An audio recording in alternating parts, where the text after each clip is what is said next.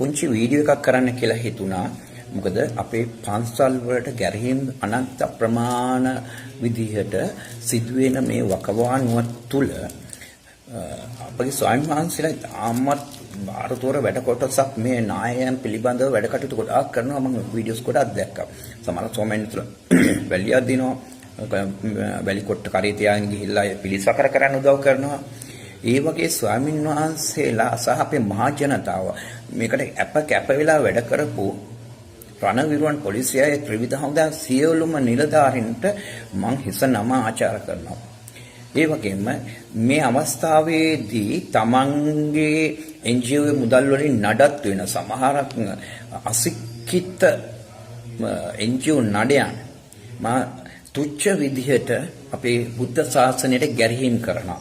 සමහරක් ඒවා හොයල් බලන්නෙත් නැහැ, විස්තර හොයන්නෙත් නැහැ. හොයන්නේ නැතුව ගැරහීම් සිද්ධ කරනවා. ඉතින් ඒ ගැන බොහොම කනගාටුවක් දුකක් තියෙනවා. මොකද මේ සමහරක් අවස්ථාවලදී සමහර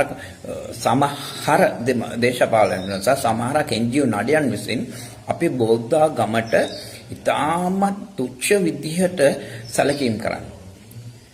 ඉතින් මේ අවස්ථාවේදී නම කියන්න අවසරයි අපේ හඳුනේ නායක ස්වාමීන් වහන්සේ හේන්ගෙදර පඤ්ඤාරතන ස්වාමීන් වහන්සේ කියන්නේ මීමුරේ ජනතාවට ඉතාමත් කැපවීමෙන් ඒ ගම්මානය ගොඩනගන්න කැප වෙලා වැඩ කරන ස්වාමීන් වහන්සේ නම.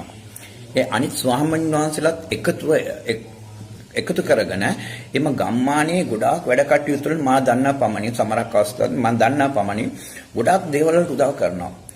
පාසලක් හදලා තිනවා, පාසලට ගුරුවරු යානිත කරලා ඒ ගණන කටයුතු වලට පොත්පත් හොයලා දෙන වැඩ කටයුතු වලට ස්පීතාලයක් තියෙනවා. ස්පීතාලෙට අවශ්‍ය කරන දොස්තර මහත්තයාට කැම්පීම සලකන ඒවා.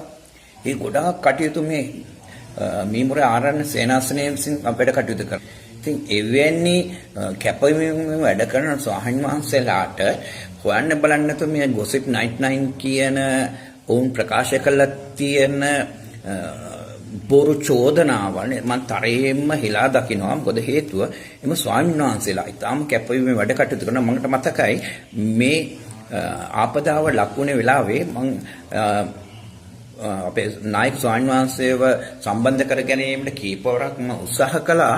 ඒ වුණත් මට උත්සාහ කරන්න බැරි වෙච්ච මම එතුමාට මේ නායක ස්වාමීන් වහන්සේට සමාන නායක ස්වාමීන් වහන්සේට මම මැසේජ් එකක් දාලා දැම්මා. අපේ නායක හඳුරන්නේ මොන හරි කරන්න දෙයක් තියෙනවද මට කරන්න පුළුවන් මට පෞද්ගලිකව මගේ පාසල